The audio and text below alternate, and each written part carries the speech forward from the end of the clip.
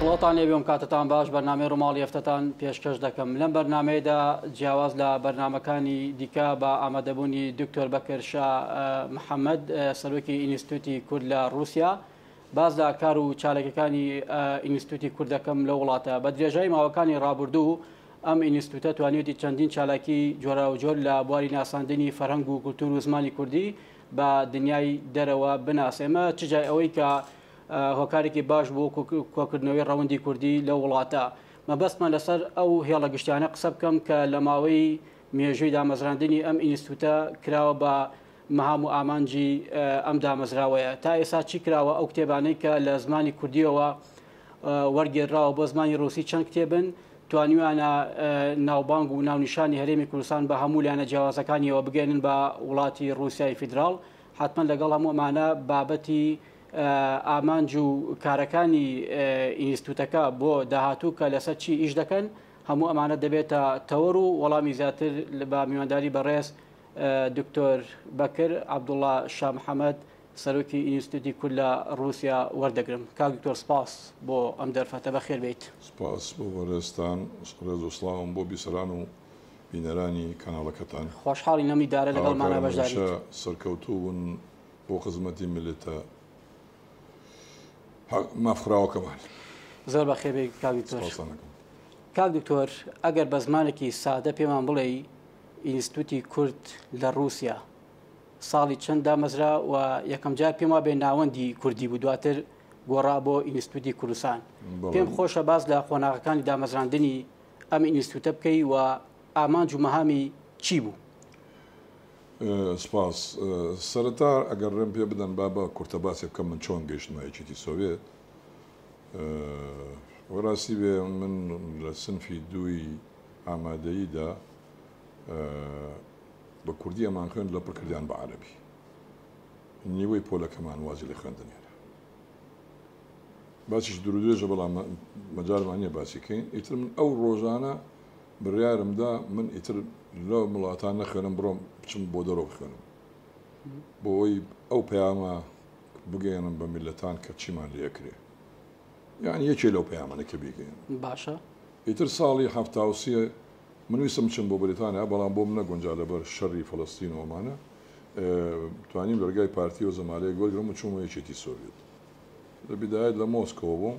بەس مۆسکۆ زۆر ساردووە بۆ نەگونجا و دکتۆران پیامتانمە بێ لێرە نەمێنی بچی بە شوێنێکی گەرم لەبەرەوە چوون بۆ کۆماری ئوزبکستان کە لەسەر حدودی چینە و پایتەختەکەی تاشقێندا و دووسێ شاریتایە بەناوبانن سەمەرقەند و بوخارا و ئەندێ شاریکە لێ دەسم کرد بە خوێندن ئیتر 6 ساڵ حوتاوار زمانی رووسی و هەندێ بابەتمان خوێن وەکو ماتماتیک و فیزیا و کیمیا دوایی 6 ساڵیکە 5 ساڵیکەشمان خوێن دیبلۆمی بەرزیانن یاخود بە عەرەبی دیبلۆمی عالی کە کاتە ماجستەر لە ئەندازیاریە ئیترەوە ڕاستی بێ سپاش تەواوکردن ساڵێک لە 79 ساڵێکی شکارم کرد لەگەڵ زانکۆکە باشە ئیتر مەجالی ئەوە بچمە دکتۆراتمەوە مۆسکۆ کاتمەوە مۆسکۆ دەستم کرد بە دکتۆرا و ساڵی 83 و 84 دکتۆرام تەواو کرد ڕۆیشتم بۆ لیبیا 5 ساڵ مامەستا بووم کە گەڕامەوە ویسم ئیشکەم لە زانکۆ وتیان کاکە ماگانەی معاش 15 دلارە بەشی بنزین ناکەم بڕۆ ئیشە بە خۆ دۆزانێمش کوردی کوردی کەزاقستانە بوو ئەمین مستەفایە کە دەورێکی گەورەی هەبوو لە دامەزرانی ئەو ناوەندی کوردیە و ئینسوودی کوردستان لەبەرەوە ینی گوناح هەگەر باسی دەکەن چونکەش سەربازێکی وونە لە خەبات و خزمەتکردنی کورد و کوردستانە بە ئیمکانێتی خۆی بە زۆر شتی کرد ینی باوەڕ کە معاشی بڕیوە بۆ هەندێک لە عالم و زانەکانی رووسیا کە لە بواری کوردوڵە جایشیانە کرد ئیتر بەیەکەوە ئیشمانە کرد پرۆفیسۆر شاکیرۆف شەکروی خودۆ کە زۆر ئەکادیمیکی زۆر بەناوبانی سۆڤێت و رووسیا و خەڵکی ئەرمێنیا دێ عەلەگەس لێرە لە کوردستان هەموو ئەیناسن لەگەڵ دکتۆر بەشیر سەبری کە کوردی ڕۆژئاوا بوو لە 59 کە بەرزایی نەمرگەڕایەوە لە یەکێتی سۆڤێت دوو ڕایان کرد ئەوان لە ڕۆژئاوا لە خەبات ئیشانە کرد لە بەغا بەرزایی نەمر دوو زەمالی بۆ گرن ناردنی بۆ رووسیا بۆ سۆڤێت ئەویش لەگەڵ ئەوان نابوو لەگەڵ لازێرە بۆ مەجموعەیە بوون هاتن وتیان دەخیلتان ئێمە حکوومەتی رووسی زۆر فەقیر و هەژارە زۆر بێبەستەوایە یارمەتیمان بن شوقەیەکمان گرتو ئیشی دیاکەین لە جیاتی ئینستیتوتی ڕۆژهەڵاتناسی تەمان قوربەسەرێکی گەورە بۆ کورد ئینستیتوتی ڕۆژهەڵاتناسی بە دەهان هەزار پەرتووکی تایە لەسەر گەلان و وڵاتان بەشێکی زۆری لەسەر کووردە زۆربەی زۆری تا ئێستا دەستکاری نەکرا. باشە کاک دکتۆر بیرۆکەی دامەزراندنی ئەم ناوەندە لە چیوە سەرچاوی گرتبوو بۆ بیرتان لەوە کردەوە؟ قوربان ناوەندەکە من دامەزراند بوو ناوەندەکە ئەو زاتە نەدایان مەزراند. باشە بەڵام ئێمە هاتین یارمەتیماندا من لە ناوەڕاستی مۆسکۆوە تقریبن 10 دقە چارێکێ لە کرمینەوە دوور بوو مەکتەبێکم هەبوو لە کۆڵانێکە یەکەم شت ئەو مەکتەباندانێ بە هەموو ئەساسی و کۆمپیوتەر و پارەی ساڵێکشمان بۆیان لە پێشەوە لەگەڵ ئەمین مستەفایەوە ئیتر ئەوان دەستیان کرد بە ئیش یعنی ئەو فترێ زۆر باش و ئاڵتونی بوو حتا خواهی کە کاک ئەوکەم بیرچوانێ وەزیری پین پەیوەندی بوو لە بینی حکوومەتی عێراق و شۆڕشی کوردستان لە بەغا ئەو هادەکە گوشار زێباریە بۆ ئەوێ بۆ ناوەندە ینی مەجموعە کتێبیان چاوگریشانە کرد بەڵام هیچ پارەیان نەبوو ئیتر من و کاک ئەمین وەکو دوو بازرگان بێک و کارمانە کرد ئیتر مەعاشمانیانە کرێ خانۆکەمانیانە هەموو ئەو پۆرتە گوشتانی کە چاپیانە کرد ئێمە گرتمان ئەستۆی خۆم سەرەتای دامەزراندنی ئەم ناوەندە مەهام و ئامانجەکەی چی بوو؟ تەنها ئەوە بوو کۆمەڵێک کتێب و چاپکراوە لە بواری زمانی کوردی وەربگێرێتە سەر زمانی ڕووسی یان ئامانجەکە لەو خۆناغەمێژوێدا بە دیاریکراوی بۆچی بوو کاک دکتۆر؟ قوربان ئەمانە ببوون بە جێگیری ئینستیتوتی ڕۆژهەڵاتناسی کە ئەو هەموو زانای کوردی پێگانە وەکو دکتۆر کەمال مەزار وەکو علی عەبدولکەریم چاوشین خواحافووی کە وەکو کوردستان موکریانی وەکو عەبدوڵڵا پەشێ وەکو معروف خەزنەدار وەکو عزەتی مەلا مستەفا عزەتدینی مەلا مستەفا ئەمانە هەموو خەریجی وێن ئەو مەحەدی شراکان پێ بوو عەرەبی ناوەندی ئینستیتوتی ڕۆژهەڵاتناسی ئەمان لەوێ ئیشانە کرد بەڵام پارە نەبوو ئیش بکەن لەبەرەوە شوقەیەکیان گرت و خۆیان ئیشانە کرد لە دەرەوە ئێمە هەموو مەسڵەکان بۆ قەرەوەکەن ئەوان بە کوردی وەلا نەک لە کوردی وەرانجەوە ئەوان لە کوردی وچیان وەرنەجێڕاوە ئەوان ژمارەیەکی زۆر لە لێکۆڵۆنیان هەبوو لەسەر کورتی جیاواز بۆ نمونە ئەم پەرتوکە خواحافووی پرۆفێسۆر نازەرێف باشە نووسیوێتی کوردستان کورسکی باپڕۆز ینی کوردستان و پرسی کورد 1923 1945 کە چوینە خزمەت جەنابی کاک مەسعود بارزانی خوا عەمری درێژکە ئەم پەرتوکەی دەرکرد من وەرمەجێڕا دکتۆر ناسی غەفوریش لێ بوو تی دکتۆر بەکرد ئەم پەرتوکە هێناوە بە دیاری بۆ جەنابی کاک مەسعود سەرۆک هیوادارم بیکەن بە کوردی و بیخوێنێتەوانێ و جارێکش هەکە هاتم ئاڵای کوردستان وەکو دەوڵەت بشەشێتەوە ئەم کابرای لە 65 یەکەم لێکۆڵینەی کردەوە لەسەر کورد زۆر عەزێتان نابوو لە کاتی سۆڤێت بەڵام لێکۆڵینەکەی تەواو کرد دکتۆراکەی لە مۆزۆی کێشەی کوردایەنە ئەم پەرتوکەش کۆبینین حەبسخانەی نەقیبە اینجا کە ئەمەی باس کرد و بنوەرم جێڕا بۆ جەنابی کاک مەسعود جەنابی سەرۆک کە تەواو وتی دکتۆر بەکر زەحمەت نەبێ لاپەڕی حەوت کەرەوە مشکە کرد وانێ سپاسنامەی تایە بۆ من وتی وەری جێڕا من وەرم نەجێڕا جەنابی کاک مەسعود سەیری کردن تیبۆری ناجێڕی کاک دکتۆر ناس هات وەری جێڕا کەوتی وتی کوڕم بۆری ناجێڕ وتە مەڵای شەرمم کردەوە جەنابی سەرۆک تۆ سەرۆکێکی مەزنی من لە ئاسی تۆ مەتەی خۆم پۆڵمەوانە تم بم بوو نەمتوانین تەرجمەکە ئەمە یەکێوە لەو ئیشاری ئەوە کە ناوەندی کوردی ها قوربان ئەوان زۆر ئیشی وایان کردووە زۆرشتی کە لە بازارە بڵاوەتەوە وەرجێڕاوە ئەکادمی کوردی تەقسیران نەکردووە لە تا ڕادەیەک بەڵام بۆ پێگەیە نییە کە پێویستە بەداخەوە نەکراوە هیچ نەکراوە تا ئێستا باش کەی بوو ناوەکەی گۆڕا بۆ ئینستیتوتی کورد ناومان نەگۆڕی ببوورە ئەوان لازەر و ئەمری خوای کرد دکتۆر بەشیر ئەمری خوای کرد شاکرۆف ئەمری خوای کرد ئیتر وەکو شتێک ئەو ناوەندی ئەوان نەما پرۆفیسۆر و زانایکی گەورەمان نەبوو کەرەمڕاش یەکی بوو لە نووسەرانی نەبەناوبانگی رووسیا و ئەو سکرتێری سکرتێری یەکی نووسرانی رووسیا بوو ماوەیەکی زۆر ئەو بەڕاستی بیرۆکەی ئەو وتیش داێن ئینستیتوتی کوردستان و پێشەوەی ئاسیا ئەو سەرۆکی فەخریمان ئەمن دکتۆر علی عەبدولکەریم چاوشین کە خەڵکی سلێمانی خەڵکی سەرکاری سەرچنارە خواحافووی دکتۆر ئەفراسیا هۆرامی کە زۆر کە زێناسی خواحافووی ئەو پەرتوکەی جەنابی سەرۆکە نووسیوەتی بزودنەی ڕزگاری خوازی گەری کورد ئەو وەری جەرا لە کوردیەوە بۆ ڕووسی ئەمە 1970 لێ چاپ کرد ئەمە ئەم ناوئیشانە ئەکرا ئەمەش لەوەیشێ لەو کارێکەوە فەخری پێوەکەین ئەمە ساڵی 2000 ئەم پەرتوکەمان چاپ کرد جناسیت و ئەنفال لە ئەم پەرتوکە هەوبان ڕایدۆ جنسویان لە بریتانیا زۆر بە زەحمەت توانیمان ڕێمان پێ بدەن بیکەن بەروسی وەری جێرین بەڵام ساڵێکی بێجوو بەڵام لەگەڵەوەشا پێشەوەی سەدام کە یەکەم پەرتوک بوو کە لە ڕاستی ڕژیمی سەدام حوسێنی لە عێراق بە تایبەتی لە کوردستانە پیشاندا بۆ رووسیا و بەڕاستی زۆر محارەبە کراین کە چاپی نەکەین بەڵام چاپمان کرد و کاک دکتۆر کۆی ئەو کتێبانەی کە تاکو ئێستا ئێوە وەرتان گێڕاوە بۆ سەر زمانی ڕووسی یان بە پێچەوانەوە چەند کتێب و بڵاوکەراوەی ینی وەکو ڕێژە ئەوەی ڕاستی بێ وەرجێران لە کوردیەوە بۆ ڕووسی زۆر کەمە یعنی ئەو چێ لەو پەرتوکانێکەوەی جەنابی سەرۆک کاکۆسم بەرزانی ئەوەی چێ لەو پەرتوکانی کشان یعنی هەموو سێ چوار مرتەزا زەربەخت ئەمە ڕۆژنامەوان بۆ لەگەڵ سەرۆکی کوردی نەمر بارزانی لە مەهابەتەوە چۆ بۆ سۆڤێت ڕاستەکانی نووسی وەرمان جارا کردمان بە لە فارسیەوە بۆ هین بۆ رووسی لە ئەنگلیزیەوە کردومانە بۆ رووسی بەڵام زیاتر ئەو پەرتوکانەمان چاپە کرد کە ئەو ئەکادمی گوزانانە ئەیان نووسی بەس وەکو دایانەنا ئیمکانێتیان نەبوو چاپیکەن ئەوەی ڕاستی بێ من بۆم چاپ ئەکردن و چەند دانەژ بوو 1000 دانە 50 دانەیەکمان لێوە هەڵەگرت ئەوی کەمان ئەدانێنە بۆ خۆیان بیفرۆشن و پارەی چیان دەستکەوێ چونکە ئەوان پیان عیب و پارە وەرگرن یارمەتی وەرگرن ینی جهتێکی فەرمی نەبوو هاوکارتان بێ لە پێچووی دارایی یاگە دۆلار لە ماوەی 20 ساڵە کەسێک لایەنێک نەحیزبی نەحکومی ئالیکارمان باش دوای بەرهەمی ئەم ئینستیتوتە چی بووە ینی پێم وایە بێ یەکێک لەو کتێبانەی کە ئێوە ماوەیەک لەمە پێش بە چاپتان گەیاندووە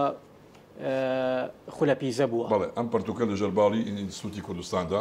چاپمان کردووە حوسەت لاپەڕێ خۆم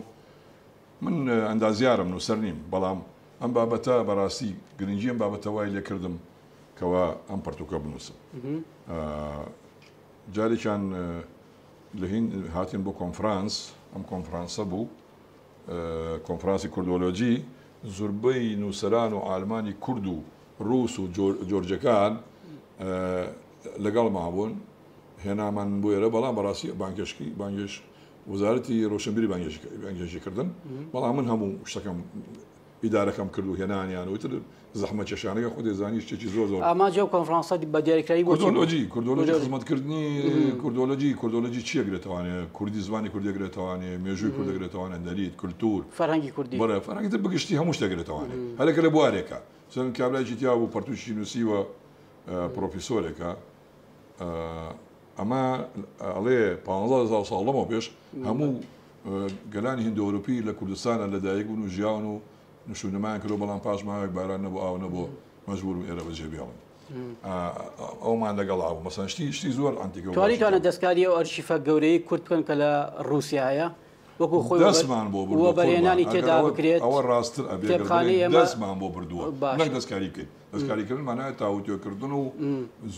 زۆریان بەکار بێنیت و وەری جێریت و بیکەیت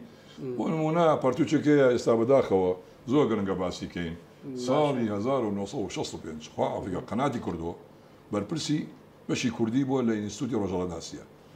مەجموعەیەکی لەگەڵاوە 5 کەس بوون عالم بوون پەرتوچیان نووسیەوە لەسەر عەشایرە کوردەکان تقریبا لە مستەوای شەرەفنامایە لە ساڵی 2050 تاوا بوو خۆش ئەمریخوای کرد پێش تەواوی ئەمریخوای کرد لە ساڵی 2020ەوە من خەریکم ئەو پەرتوکە وەرجێڕین ئیتر بەڕاستی لە بیدایەتە تەنا پێشەکەم دەستکەوت ناردم بۆ دکتۆر جەبار قادر لە هۆڵەندا ماڵی ئاوا بێ وەری جێراو لە ئەکادمی کوردی بڵایان کردەوە ئێستا ئەو دەستنووسە لای یەکێکە نازانم هەر ئەڵێ ئەمڕۆ ناسبین و چاپێکین و غەڵەتی تایە بەداخەوە ناتوانین چاپێکین ئەمە بەڕاستی لە دەستوونکی زۆر گەورەیە بۆ ئێمە هیوادارم ئەم پەرتوکە چاپ بکرێت من حتا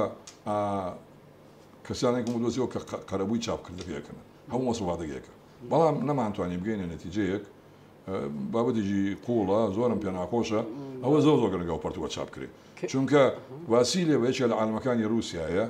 کە لەگەڵمانە هاتووە بۆ کوردستان ئەمە لەم وێنەیەدا لەگەڵ ئیسماعیل بێشکچین لە سلێمانی کۆنفرانسەکە بوو ساڵی پێش ڕفراندۆم ئایا کورد هی ئەوەیەکەوە مەسەڵەن ئازاد بێ و دەوڵەتی خۆی هەبێ لەو کۆنفرانسا لە سلێمانی کرا زانکۆ سلێمانی کردی پرۆفیسۆر خاتوو وەسیلی بەم لەگەڵایە لەگەڵ ئیسماعیل بێشکچی لەگەڵ وازەمنای ئیبراهیم بۆسکورد سکرتێری کە جەنابی کاک ئیسماعیل باشە ئەو هینی کردووە ئەو ئیشی تیا کردووە ئەو پەرتووکە و ئەم پەردووکەی نووسیوە تەڕەجیدیای کورد ئەمەشمان وەرجێراوە بۆ کوردی ئەکادمی کوردی وەرجێراوە کاک دکتۆر ئەم جم و جۆڵە سەقافی ڕۆشنبیریە کە ئینستیتوتی کورد لە ماوەی ڕابردوو پێی هەستاوە وای کردووە کە ڕوئیا و دنیابینی ئێمەی کورد وەکو خۆی بگا بە وڵاتی گەورەی وەکو رووسیا لەمەدا یعنی ئەو ئامانجەی کە ئێوە هەتان بۆ توانیتان وەکو خۆی بیپێکن وڵی ئامانجەکە ئێمە بەڕاستی زیاتر ئەوە بۆ خزمەتی ئەو عالم و زانایە بکەن کەەوە خزمەتی کوردیان کردو چونکە ئێمە ناتوانین ئیشی ئەکادمی کوردی بکەین زۆر هەو شتانە بابەتانە پەیوەندی بابەتی بە ئەکادمی کوردی و بەزانکۆکان و بەشی مێژوو هەوەیە ئێمە لە رووسیا ئەوان دەستباری ئێوە نەبوون لەم بابەتەدا پەیوەندی و کۆنتاکتان نەبوو لەگەڵ ئەکادیمیای کوردی بەڵێ هەمە هەتا نامەیەکی سوپاسنامەشان بۆ ناردوم لەم کتێبە بڵاوم کردەوەێ سپاسی منەکەن بۆ کارێک کە کردومە لە رووسیا بەڵام بە مستەوا ینی بەراسی هینێک نەبووە تەنسیخێک نەبووە لە بینمانە و تا ئێستا ئێمە داوامان نەکردێک لە بڕام بۆ چاپکەن باش و من ئێمە داوامان نەکردەوە گەر داوامان کردە مەسەرەن مامۆستا جەبار قاهر دکتۆر جەبار قاهر هەشتا لاپەڕی بڵاو کردەوە پۆرتۆکەی پێشەکی و عەشاری کوردیان اینجا ئەو خاتوو بەسیلێوە ئەڵێ من لێم پرسی وتم چۆنە کورد ماوە چی وای لەگەر کورد ماوێ بەم هەموو وڵاتە زلهێزە لە ئێمە ئادەن و پەرچ و پارچەمانەکەن و بە چیناوی باشتە وتی عەشایری کوردەکان وتی کوردینە تا ماون مەمنونی عەشایری کورد بن ئەگەر عەشایری کوردی نەبووە ئێوە بوونتان نەبوو تم چۆن بەڕاستی پێم سیر بوو چون ئێوەزانن بەداخەوە زۆر کەس سەیری عەشایرەکە بە چاوێکی خراپ بڵێن وتی هەموو عەشیرەتێکی کوردی وەکو جاوەتی بۆ نمونە سەرۆکی هەبووە سوپای هەبوو سوپایەکی هەبووە 1000 2000 3000 چەکدار هاج وەختە پێویستی بە کۆی کردوونەتەوە سوپایەکی هەبووە کەوا خەریکی کاری بازرگانی و کاری کشتتوکاڵی بوون ئیمکاناتیان هەبوو ئەوان زەوەکەشان پاراست زمانەکەشان پاراست کولتور لەندەکەشتانیان پاراست بڕۆن سوپاسی ئەوان کەن تاماوان مەمنونی ئەوان ینی بۆ ڕۆژگارە مێژوویە عەشایرە کوردەکان وەکو نیمچە حکومەتێک وا بوون بەڵێ بەڵێ بەڵێ دەوری حکومەتیان بینیوە دەوری حکومەتیان بینیوە یعنی بە تەواوەتی دەوری حکومەتیان ئەمە نەقس و کەم و کورتی نییە کە بۆ نمونە ئێمە ئاگامان لە مێژوە نییە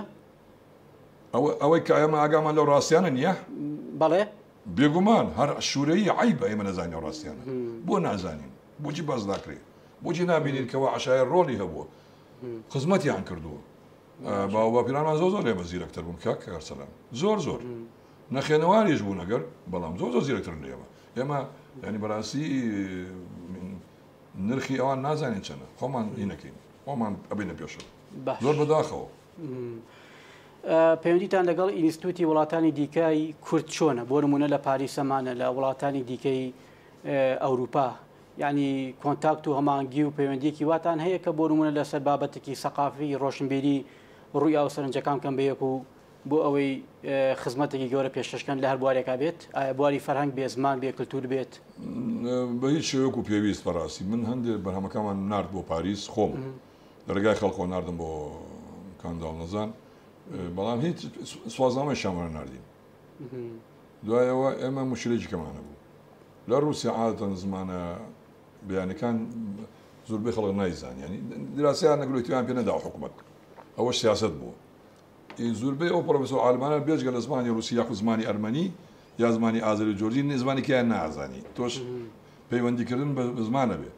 گرنگ بوو ئەو ئالمانەی ئێوە ئالمەکانی رووسیا و زانەکان لە بینی خۆیانە پەیوەندیانە بێ و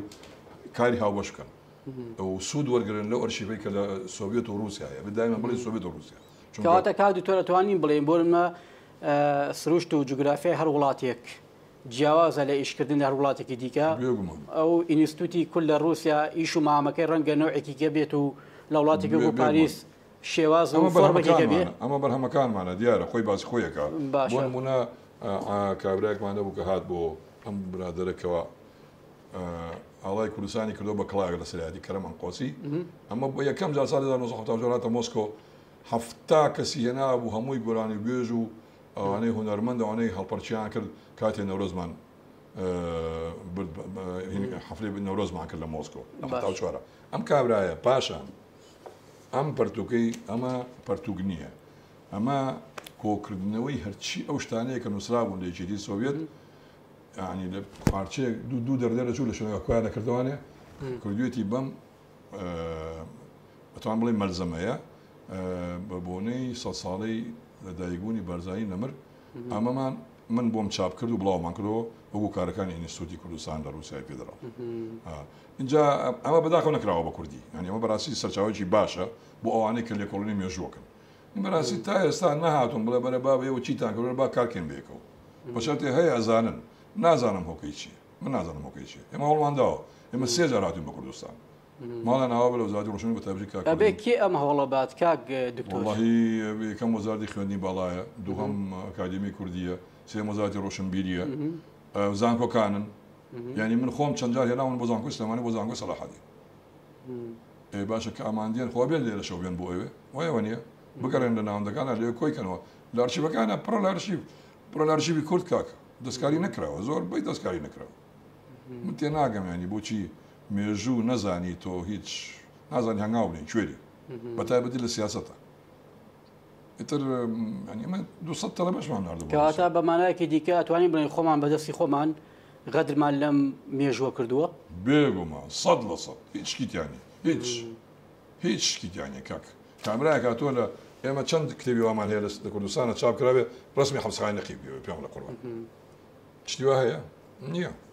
بەڵام لەوێ هەیە ئێستا لە ساڵی 2007 دەستیان پێکرد بەڵام تۆزە تاخیرتر چاپ کرا ئەم پەرتووکە گازپڕۆمنەوت کورد ئەفسانەی ڕۆژهەڵاتن دۆسەری ئەو ناونانەکە چەند جوانە 15 ئاکادیمی و زانای رووسیا ئەم کتێبیان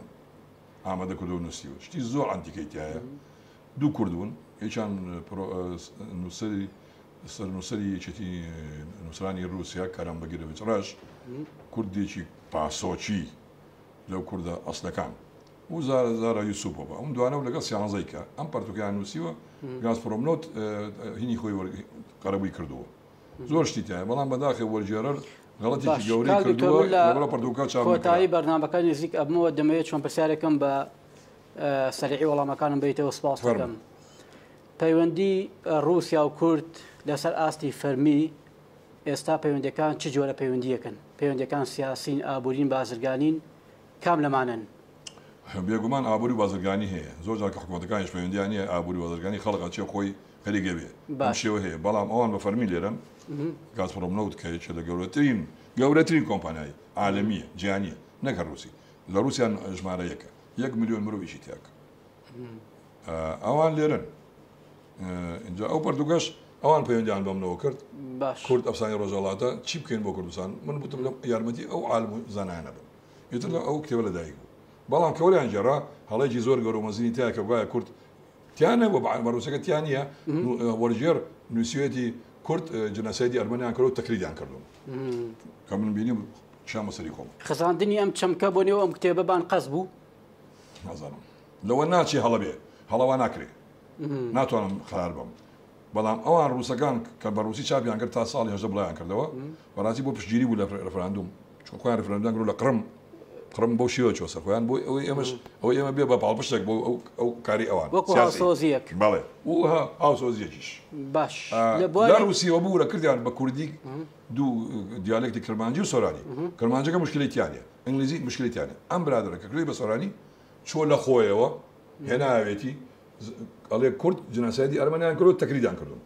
لەکوێ هێناتی بۆچی من پێوەندی وتم چی کردوتۆ وەڵاوە هەڵێ وتم هەڵێ وا ناکرێ بابە تو بەڵا لە کاتی ستالین نابووە ڕەمیانە کرد ئیتر من تەلەفۆنم کرد بۆ ئەو چاپخانەی وتم کاکە بیۆستیان چۆمە زەری زیاترە ئێستا دایاناڵێن بە دکتۆر ڕەشاد میران ئەو هەڵەوشانە چاکات و بکەوێتە بازارەوە بەڵام من ڕام کێشا با هەبێ وەکو سەرچاوەیەک بۆ کەسانی کە پێویستیان پێوێتی بۆی سوودی لێوەرگن. باش لە بواری خوێندنی باڵا رووسیا و هەرێمی کوردستان هەمیشە پەیوەندیەکی بتە و تونند و تۆڵیان هەبەوە تایبەتی لەو کاتێکە بەرزانی نەمە دەچێتە یەکێتی سۆڤێت بۆ خۆشت پێم وایە بە چەند زەمالێکی خوێندنت بۆ قوتابیانی کورد وەرگرتووە ئەو زەمالانەی کە تا ئێستا وەرگرتووە بۆ قوتابیانی کورد چەند زەمالەی خوێندن بوون و بۆ داهاتوو هیچ پرۆژە بەرنامێکی لەم شێوەیە هەیە بۆ ئەوەی زیاتر ئاشنا بن بە کولتور و مێژووی ڕووسی وە پێچاوانیشەوە قوربان خۆی لە بدایەتە 50 زەمالە درراوە بە عێراق باشە وەفەرمی وەزارەتی خارجی رووسی تەخصیصیان کردووە لەگەڵ وەزارەتی خوێندنی بەڵای رووسیا دەیان بۆ کوردستان بوو بەڵام ئێمە توانیمانە و دێ بکەین بە 15 بکەن بە 20 ساڵانە لە جیاتی 50 زەمالەکە بۆیە بیاندێنایەتێ تقریبان 6 زەمالە ئەمە کردمان بە 200 ئیتر ئەندامێ باسی ڕێگاکەم چۆن کردمان ئێستا لە سلێمانیا بەس دکتۆر پزیشک 6 کەسی لێ لە سلێمانیا کە من نردوومن و نەشم ناسیون بەس زیاتر هەڵبداوە مناڵی فەقیر بەڕاستی سوودی لێوەرگرن بەداخەوە بەرپرسێکی کە لە نێرەتی حکوومەت هەرێم بوو لە مۆسکۆ ناوکەشی بڵێم براکەی شێخ لاهور ئاسۆ لەوێ بوو بە قۆنسڵی رووسی وتو توی با دکتۆر بەکر خەریکە میشە نەبێ من دایما تەنسیقمان کرد لەگەڵ دکتۆر شەزاد نەجارە ئەو مستەشاری خوێندنی باڵای کاکنێچیر بوو من ئەچم لێ دانیشتم مەکتەبەکەی ئەو مەلەفانی قوتابەکانمان تاوەتوی دەکرد ئەوەی مستەوای نەبووە ئەوەی هەڵێکی تیا بووە ئەو کە بگوڵێت نەمانارد بۆ شێوێ ئێمە زەمانەمان ون ناکرد بەڵام عێراق ونیان نەکرد لە کیسیان نەچوو ساڵانەدا 15 20 زەمانە لەبەر ئێمە توانیمان بە شێوە لە شێوەکان ئەو شوێنان پڕکردوانە زەمانەکان زۆر بکەین یعنی لەم بابەتەشە هەر دابڕان و دابڕان نەبووە لەگەڵ رووسیا لەمەشە پەیوەندێکی باشتان نەبووە بەڵێ تا ئەو فترەیەکی تا و برادرەوەی کرد ئیتر دوایی بەداخۆ نازانێت سەو زەمانە بیستومان ناتوانم بڵێم بەڵام هەندێکی ئەشفرۆشتێ لە هەولێر لەگەیشتی قوربان چیەکە چۆنێکە احتمالە درۆژ بێ بەڵام بەداخۆ من زۆر شوێنی نیگەرانم لەو بابەتە هیوادارم وەک دوایین پرسیارکا دکتۆر بەنیازن بەم ڕۆحیەتە بەم تێگەیشتنە بە هەمان شێوەی ڕابردوو بەرداوام من لە داهاتووە بێگومان ئەگەر هینا بۆ دەرفەتمان بنێ پشتگیر ئێمە بکەن ئەوانە هەمزوریان مردن ئەوانی کە لەگەڵمانە بوون لە رووسیا مردن دکتۆر علی عەبدولکەریمە خۆزانین دکتۆر فراسی هەورامی خوا ئەفریقا گەمجێتی سەری نایەوە بەخوا کارکردن لە ناو ئەرشیفەکانی رووسیا کوشتی تۆس دوایەوە کەرم بەگرژراش سکرتێریی نووسانی رووسیا ئەویش ئەمری خوا کرد یەک دکتۆرمان لەگەڵا بوو دکتۆر کۆچۆی سانڤڵ یزیدیە زۆر کورتپەروەر بوو کەچی لەو فترەیەکدا ئەڵێن من کوردین یزیدی کوردین بەداخەوە تەواوی تەرە خۆماوە نۆبەی منە منیش بڕۆم ئینشەڵا سەلامەت و هیوادارم ئەگەر پەیوەندیم پێوە بگرێ و لەگەڵما کار بکەن من ئەو زانینە و پەیوەندانی کە هەیە زەربی دەیەکەم بۆی بیکەین ئێساش ئامادەم لەخوا بزە ئێساش تۆزێ هێز و قۆتمان پێماوە و وەکو بۆ ئەو نمونە ئەو پەرتوکە من 6 ساڵم پێوە کوشت لەم ڕۆژانە خوێندنەوەیکی بۆ بکەین ئینشەڵا ئێوەش بانگێژەکەین دانیشتێکی بۆ بکەین توخمامە دووەم چاپە دکتۆر من سپاس دەکەم لە بەرنامەیە بەشدار بیت سپاس بۆ هەموو ئەو کارە باشانەی لە ڕابردوو کردوودا هیوادارین هەر سەرکەوتوو بیت کاتمان گرتی من دوا پەیام دواوتە بۆ بەڕێز بەجێ دەیەڵم لەسەر کۆیتەوە ڕێگە شتێک ما بێت بیڵیت زۆر سپاس بۆ بەڕێستان زۆر سپاس بۆ کەناڵەکەتان بۆ دەرفەتە بەڕاستی بەداخەوە زۆر جار بەداخەوە ئێمە گرنگیمە نەداوە مێژ یەک شتان بۆ باس کەم سەرۆکی ئەو ناوەندەی ئینسوتی ڕۆژهەڵاتناسی لەم ڕسما ئێمە هی نەکەین یادی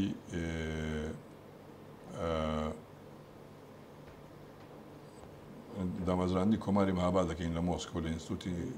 ڕۆژهەڵاتناسی چوینە لای لەگەڵ وەفدی زانکۆی سەلاحەدین دکتۆر ئەحمەد زەیمان لەگەڵا بوو ڕێزوسڵاوم هەیە بووی وتی هەموو میلەتان یەن بۆ لای ئێمە و پژیریمانەکان بەس کورد پێویستی بە مێژوونی بەڕاستی من لەو ڕۆژوان ناڵێنم بۆ تیرەوە کە لێم درا و حەقی خۆشان دوای من هێنام بانگێشمان گر هاتە هەولێر و هەندێک بەرپرسانمان دانیشە قسەمان لەگەڵا کردن بەڵام وابزانم هەندێک شت کرا بەڵام بەداخەوە هەندێک کەس شتەکەیان تێکدا ئیتر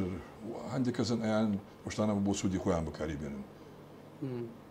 ئێمە نەمانتوانی بەڕاستی شتێک زۆر بکەینەوە سپاس. بەردەوامن و کارکردن سواز بۆ ئێوە زۆر سپاس هیوادارم میتوان بدرێت بە مێژوو ئەوە زۆر هەڵێکی گەورەیە بۆ هیواین زۆر سپاس بۆ دکتۆر بەکر عەبدوڵاشە محەممەد سەرۆکی ئینستیتوتی کورد لە رووسیا سپاس بۆ زانیاریەکانی سپاس بۆ ئامادەبوونت پاسی بۆش دووارە بەخێبێ سپاس بینەرالی بەڕێز و خۆشەویست تاتەوەرێکی دیکۆ بەرنمەیەکی دیکە شاد و بەختەوە